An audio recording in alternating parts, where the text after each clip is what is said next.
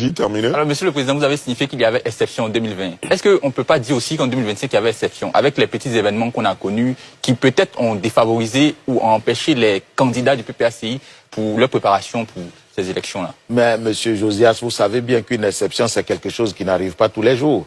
Si l'exception se répète, ce n'est plus une exception, ça devient un principe.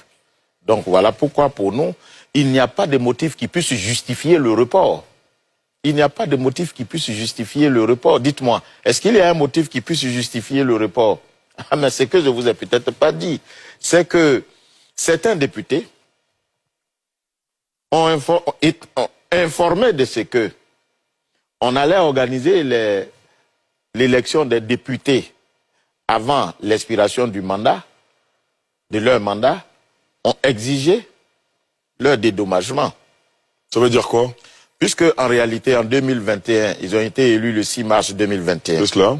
Et si on organise les élections avant le 6 mars 2021, ils ont l'impression d'avoir perdu 3 mois. C'est cela. Donc, ils ont exigé le paiement de ces 3 mois. Tous les députés confondus.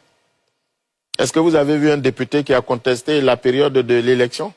Aucun d'entre eux n'a contesté.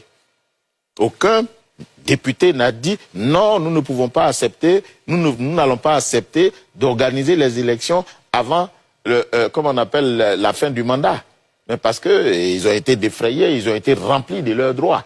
Donc ce faisant, il n'y a pas de problème à ce niveau-là. Donc c'est pour dire tout simplement qu'il n'y a pas de motif pouvant justifier le report de l'élection comme en 2020. Dites-moi, si vous connaissez quelques éléments qui puissent justifier le report, partageons. Monsieur le Président, est-ce que vous avez